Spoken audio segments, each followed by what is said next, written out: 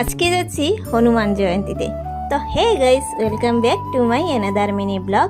তো হনুমান জয়ন্তীতে যাওয়ার জন্য সবাই রেডি হয়ে বেরিয়ে পড়লাম আর চলে এসেছি আমরা চৌরঙ্গিতে। আর আমাদের চৌরঙ্গিতে হনুমান জয়ন্তী কিভাবে পালন করা হয় আজকে তোমাদের সামনে সব কিছু তুলে ধরবো। তো চলে এসেছি আমরা নারায়ণ মন্দিরে, আর নারায়ণ মন্দিরে হনুমান জয়ন্তী পালন করা হয়।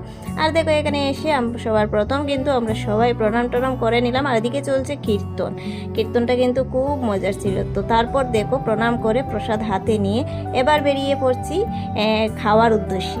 তো এখানে দেখো আজকে খুব একটা ভিড় না, তো হালকা হালকা ছিল। তো হাতে নিয়ে নিলাম পাতা নিয়ে দেখতে পাচ্ছ যে এদিকে রয়েছে সবাই মানে এই পরিবেশন করছে।